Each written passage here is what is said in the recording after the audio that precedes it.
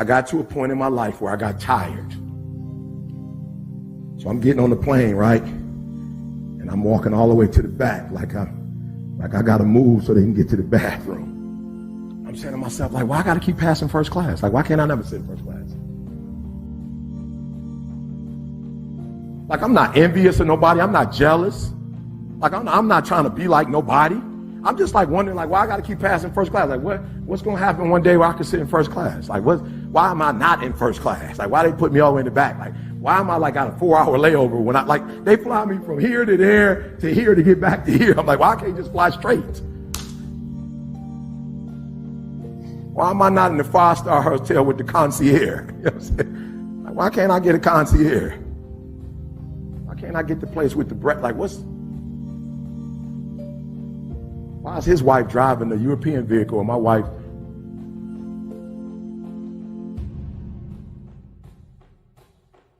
I got tired. I said, one day I'm gonna fly first class. Let me tell y'all something. I ain't even like into that like y'all think, right? But I just love when my whole family, we all sitting in first class. And where I come from, we don't fly first class. Not my whole family flying first. They like, which, Mr. Thomas, this is the premiere. You might be in the net. I'm like, no, we're in this section right here. I'm not like caught up into that kind of stuff. I'm grateful that my wife can finally sit in first class and get a meal.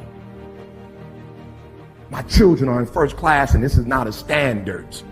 I'm grateful that my son is going to college and he doesn't have to take out a loan. I got tired. I got tired of being like giving 70 and 80% and not living the way I wanted to live. And this guy got tired. He started crying. He like, yo, Shaq is winning. I see the Spurs winning.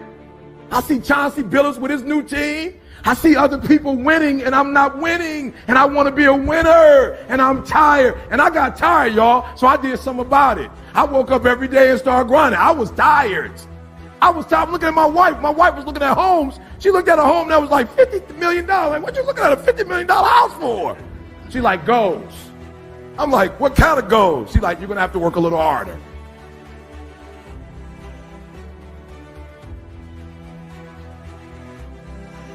Like, my wife is not on that. Like, she used to be cheap. She want to hold on every dime. Now she talking about living in $50 million homes? What happened? I started giving 120. And so my wife started giving 120. She got on that new drug and she changed her diet. And now we working out every day. And it's a whole new swag. So I need y'all to do me a huge favor. I need you to get tired. You in this room. If you in this room, you feeling me like, yo, eat for real. I'm doing the 70. I know I got 120 in me. I'm doing the 80 as a real estate. Like, for real, you in real estate, right? And you looking at other people like, why they getting those checks? And like, you think they're human, just like, for real. Do you know what bothered me the most? Is that there were humans that was doing this. For real, that's what bothered me the most. What bothered me the most was like, yo, I'm walking past first class. It wasn't robots in first class. There were other humans in first class. I'm like, they human beings in first class like me.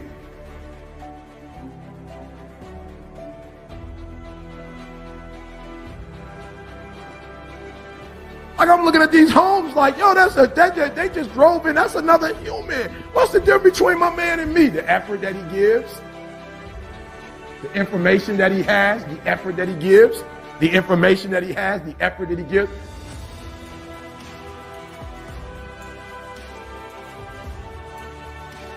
Yep, and what I discovered, I'm going to get off of this. But what I discovered was that you don't have to be born in a certain neighborhood. You don't have to be born in a certain family.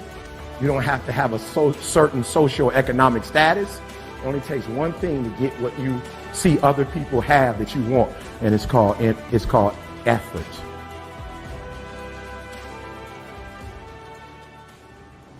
Let me just quickly give you a list of 4 emotions that can change your life in one day.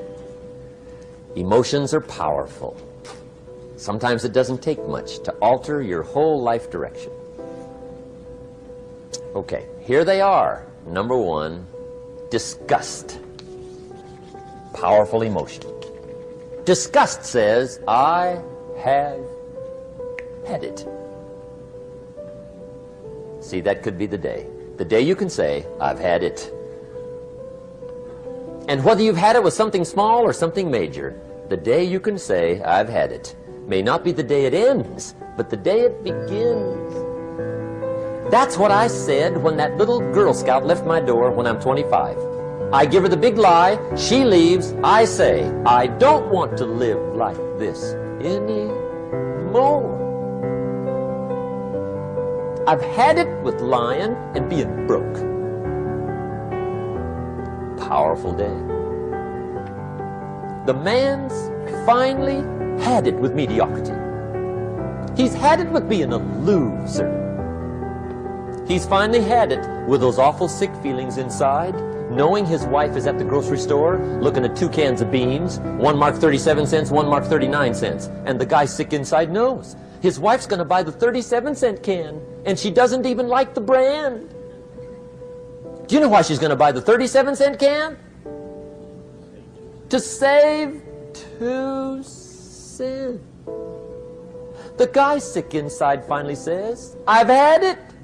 Being on my knees in the dust looking for pennies, we're not living like this anymore.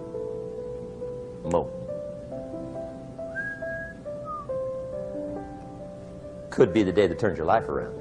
The day you can say, I've had it. He walks into his closet and rips everything in it to shreds and says, I've worn this embarrassing stuff for the last time. And not only will I never wear it again, no one else will ever wear it again. Commit an act that says, I've had it. Powerful. Here's the next one. Decision. And decision making is powerful. And it's emotional. That's those knots in the pit of your stomach, right? Waking up in the middle of the night in a cold sweat, trying to decide. We sometimes call it inner civil war. What shall I do? Well, for progress, you must decide. The best advice I can give you came from a wealthy friend of mine who said, if it's easy, do it easy. If it's hard, do it hard. Just get it done. If you went home tonight and in the next few days cleaned up a whole list of decisions, that might furnish enough inspiration for the next 10 years. I found this out many times after you've decided. Getting on with it is easier than deciding. Sometimes decision is the toughest part. Here's the next emotion, desire, wanting to bad enough. And I don't know how to tell you to want to. That's something you've got to come up with. There's 2 things I know about desire. Number 1, it comes from inside, not outside. You don't send off for it. Number 2, I know desire can be triggered by something. Who knows what it might be? Sometimes desire waits and sleeps for something to happen. Maybe it's a book, maybe it's a song, maybe it's a sermon, maybe it's a lecture, a seminar, maybe it's the conversation of a friend, a happening, an event. Who knows? The best advice I can give you is what I give my staff. It goes like this: welcome every human experience. You never know which one is going to turn it all on. Even the bad experiences. Sometimes from the bitterest experience comes the greatest awakening. So let down the barriers, take down the walls. The same wall that keeps out disappointment keeps out happiness. Let life touch you. Don't let it kill you, but let it touch you. Here's the last one. This one's powerful. Resolve. Resolve says, I will. 2 of the most powerful words in the language. I will. Benjamin Disraeli once said, nothing can resist a human will that will stake even its existence on the extent of its purpose. Shortly put, I'll do it or die. See, that's powerful. That could be the day that turns your life around. The world has a strange way of stepping aside when somebody says, I'll do it or die. The man says, I will climb the mountain. They've told me it's too high, it's too far, it's too rocky, it's too difficult, it's never been done before, but it's my mountain, I will climb it. Pretty soon you'll see me waving from the top. Or dead on the side, because I ain't coming back. The best definition I ever got from the word resolve came from a little junior high girl in Foster City, California, up north. I'm talking to the junior high kids one day. I love to ask kids definitions. They come up with beauties. I got to the word resolve and I asked, who can tell me what resolve means? And I got several hands, and they were all pretty good, but the last one was the best. Little girl, about 3 rows back, held up her hand. She said, Mr. Rohn, I think I know what resolve means. I said, darling, what do you think it means? She said, I think it means promising yourself you will never give up.